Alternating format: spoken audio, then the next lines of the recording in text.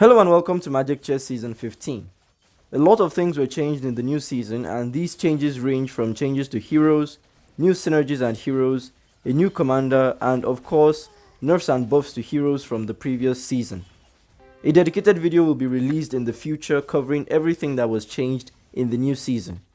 This video, however, will cover one of the key changes to the game and possibly the meta as a whole, and that is the addition of the new synergy, Shadow Rose. This video will explain how the Shadow Rose synergy works, the heroes in the synergy, and the strategies that can be used by playing around the Shadow Rose synergy. Don't forget to like the video on your way out and let me know in the comments what you think of the Shadow Rose synergy. If you are new to the channel, make sure to subscribe for more Magic Chess content, including tutorials, live streams, and community events. With that out of the way, let us get started.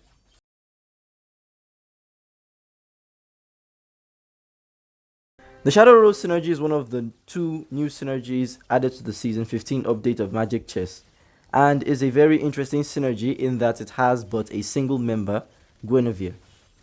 When members of the Shadow Rose synergy receive fatal damage, or simply put, when they are killed, they become immune to death for 1 second.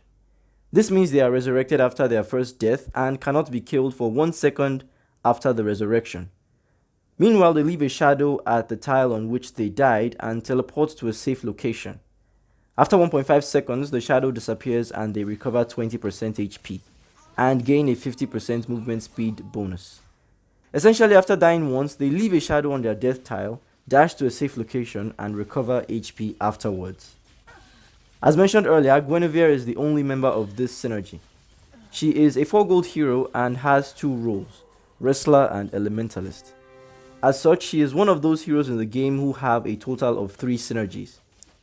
The implications of this are very far-reaching and will be discussed in a second, but first let us see what Guinevere is made of. That is, the important basic information about her.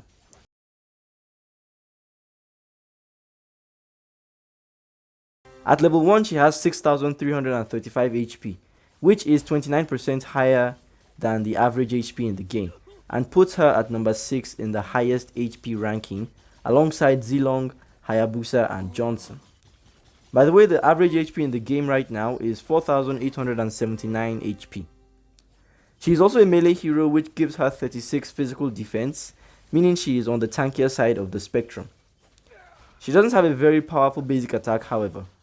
With a physical attack of 310, just 5.8% above the average 292.9 physical attack, she is relatively weak for a 4 gold hero, which, when added to the fact that she is more on the tanky side of the game, suggests that she might have been intended as a tank.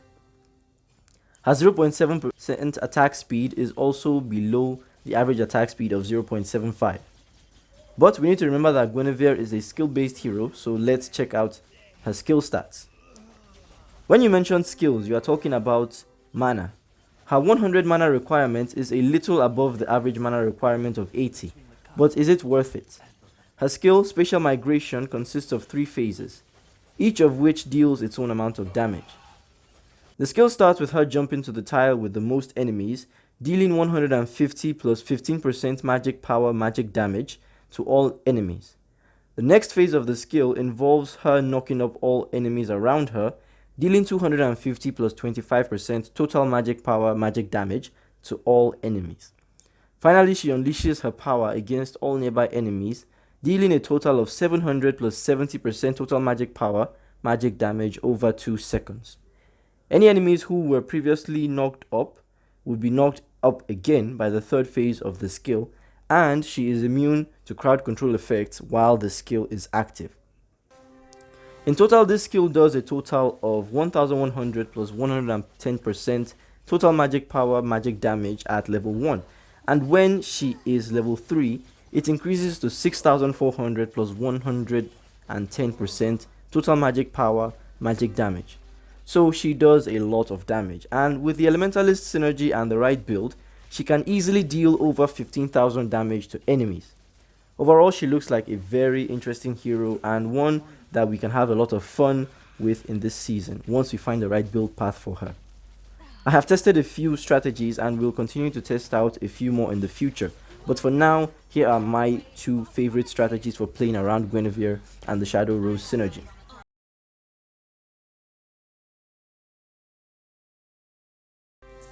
The first is the most basic build path, which simply entails building up all of her synergies, that is, 6 Elementalist plus 6 Wrestler plus Shadow Rose.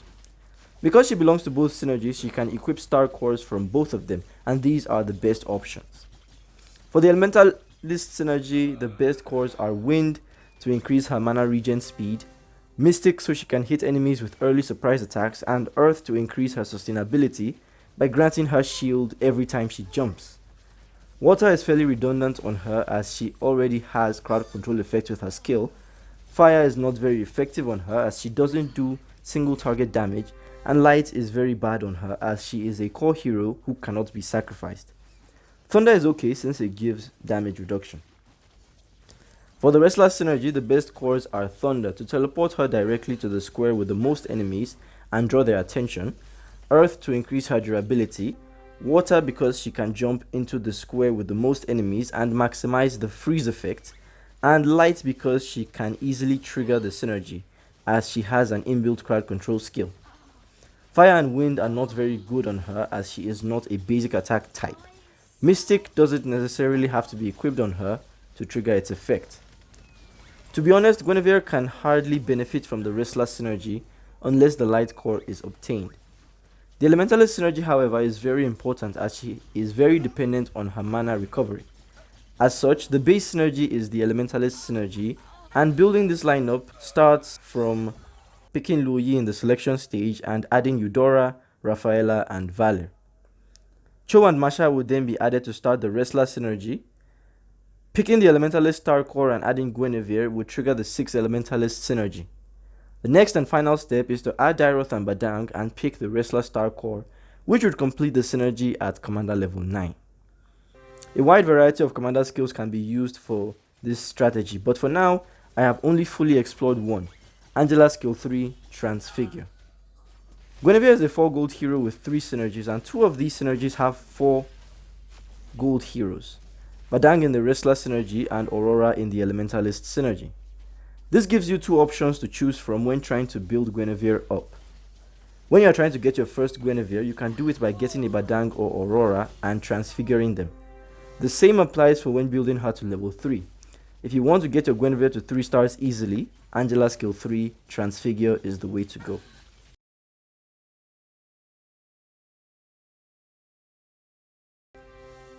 The second strategy is one which capitalizes on the fact that Gwen has 3 easy to trigger synergies. I'm talking about the infamous Prince strategy. Now that Julian and Yin are gone, the Forsaken Light, Wrestler, and Weapon Master synergies have been removed from the previous strategy, which made it collapse a little bit. But now that we have the Shadow Rose synergy, building with the Prince strategy is still possible, albeit a little more demanding than the previous season. While using Rhea skill 1 as the commander skill, pick Dairoth in the selection stage. Add Cho and Masha to the board to start the road to Wrestler, and add Luo Yi and Valor to start the road to Elementalist.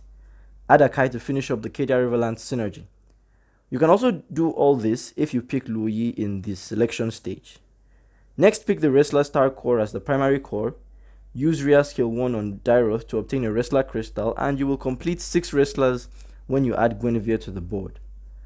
Add Moskov to activate the 5 hero Prince synergy and equip the Wrestler Crystal on him, and complete the 7 hero Prince synergy by adding Estes, which will trigger the Guardian and Wormslayer synergies. The second core will depend on whether you can get another crystal naturally. For example, if you can get an Elementalist crystal, you can pick the Elementalist Star Core. You will be able to complete the 6 Elementalist synergy if you get a Science crystal. The Shadow Rose Prince strategy is slightly more difficult than the Ablaze Bounty's Prince strategy of last season, and that is simply because Julian and Yin were removed from the game. The Ablaze Bounty's Prince strategy can still be used in the current season, however, by deploying all Northern Vale and Ablaze Bounty's heroes with the Prince heroes and Guinevere, then completing the Weapon Master synergy by adding one more Weapon Master hero. I will go deeper into the possible Prince lineups in another video. So far, the Shadow Rose synergy has been a very interesting one, mostly because the synergy is rarely activated as Guinevere almost never dies due to the strength of this lineup. Even when she does die, the second life granted by the synergy does not drastically change the course of a round, just delays the inevitable. I forgot to mention, but I prefer playing her with a tank build. Enchanted Talisman plus tank set. However, the Enchanted Talisman plus Mage Sustain set works well as well. I would say either works because the Enchanted Talisman is the key item, one she needs to quickly dive in and control enemies. I recommend trying out these strategies with Guinevere, and I hope you all enjoy using her. Let me know your experiences playing with the Shadow Rose Synergy and Guinevere in the comments.